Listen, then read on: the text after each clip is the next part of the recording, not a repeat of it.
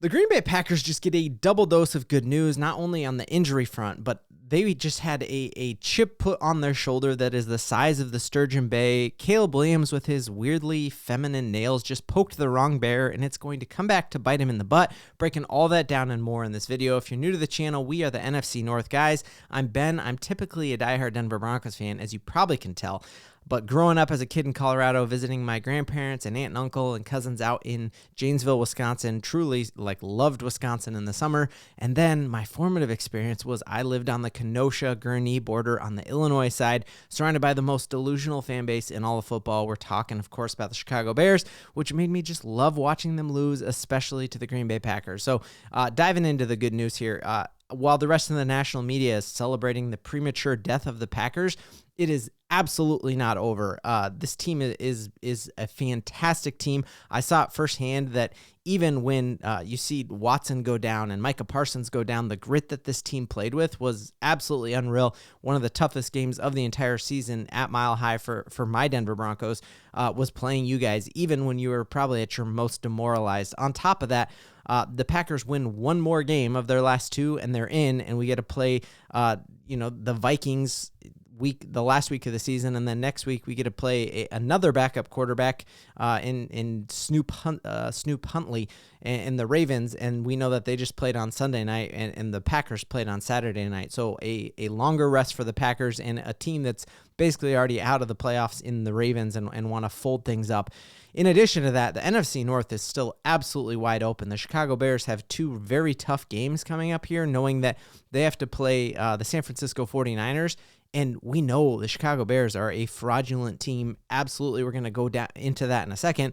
And then they have to play Dan Campbell and the Detroit Lions in that last week. And while a win this week for the Packers will eliminate the Lions, we know Dan Campbell is going to want to get it over on Ben Johnson, and he's going to be biting them by the kneecaps. And so I think there's a very real world where the Chicago Bears drop their last two, and the Packers still win the North and still get to play the Chicago Bears at home in the playoffs. So I just think it is shaping up absolutely perfectly, because Chicago Bears, you guys, are a fraudulent team. You look here that, yes, they are 11-4 and are one game up on the Green Bay Packers, but they have one of the easiest schedules in all of professional football.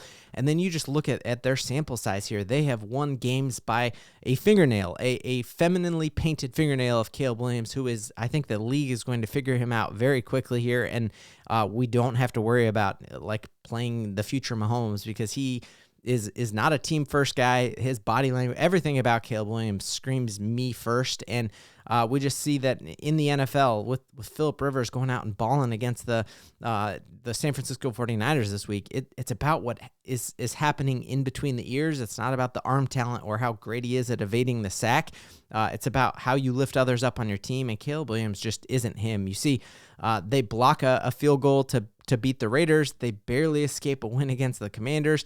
They barely beat out a team missing their starting quarterback in Joe Burrow and playing another backup quarterback. Their schedule, not only have they not played tough teams, they've had the benefit of playing these teams with backup quarterbacks multiple times, and we saw that firsthand on that Saturday night game. So then you see just the biggest tell me that you haven't won a Super Bowl since 1985 without telling me, and that's exactly what Caleb Williams did. See multiple Chicago Bears parading around wearing cheese grater hats. I'm just telling you, they are messing around, and they are going to find out. This is the type of stuff that LaFleur is hanging up in the locker room before the Packers-Bears rematch in the playoffs, and you're gonna have a Jordan Love in that game. The Bears beat the Packers with a backup quarterback in there, and they beat him by the skin of their teeth, and they're acting like they just won a Super Bowl. You got your coach ripping off his shirt, acting like a college coach. We know that type of rah-rah stuff can be successful in the short term, but that is not a long-term strategy for success. Props to him. A lot of push-ups for Ben Johnson. Props to him, but maybe spend more time studying film, and this is not going to happen in the long term. And it was just the confluence of factors that led to that win. It was a 0.5% chance of winning, and the the Bears were playing at home, a backup quarterback. The heat isn't working on the Packers bench, and they are acting like they just mollywhopped the Packers. That's absolutely not what happened, and I'm telling you, this is going to be bulletin board material for the entire Green Bay Packers team, and when the Bears face the Packers again in the playoffs, it is not going to go the same. In addition to that, we are getting good news here that Jordan Love did end up practicing. He's still in concussion protocol. I think even without Jordan Love, Malik Willis just showed some signs that I'm like, how was this dude not a starter on several other teams in the NFL? He would start for the Raiders. He would start for the Dolphins. Any team right now who's in talking about drafting a future quarterback would love to have Malik Willis. The way he stepped in and played was unreal. I still think one of the most beautiful passes of the entire NFL season is this pass right here to Dobbs.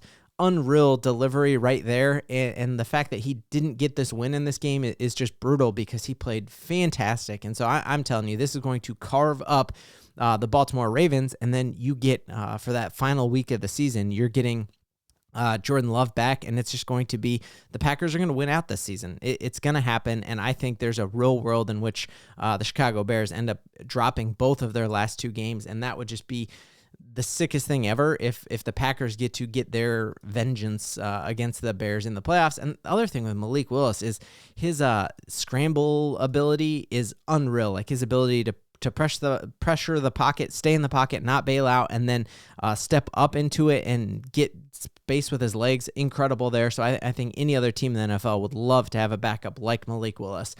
In addition to that, we just remember the Packers last year were a field goal away from beating the 49ers, and I know it's a huge loss to not have Micah Parsons, but they didn't have him last year, and they almost made it through again in the NFL playoffs. So the Packers are a team to be reckoned with. The Chicago Bears absolutely gave them all the bulletin board material they need that's going to fuel the rest of this run into the playoffs. And then in addition to that, the fact that the Green Bay Packers only have one selection to the Pro Bowl is like a criminal motivating factor for this Packers team. I know it's going to fire them up. There are several other Packers that should have had Pro Bowl nods. Christian Watson is an absolute beast. Jordan Love absolutely should have been made a Pro Bowl roster. And, losing Kraft is a huge thing. If he'd been healthy the whole season, he definitely would have made a Pro Bowl roster. But all these things are going to compound. And in the NFL playoffs, it's about coaching. And so are you going to trust the coach who rips off his shirt, or are you going to trust the coach who has proven to you that he has a playoff pedigree in LaFleur? And I'm riding with LaFleur in that. And so that is how I am feeling about this. The Green Bay Packers have all the motivating factors that they need to make a deep run in the NFL playoffs, and I cannot wait to watch Caleb Williams lose to the Packers because it's going to happen. And go Pack go. I missed it. I got a little field goal post here. We're going to end with a field goal every time. All right, sub up. Go Pack go.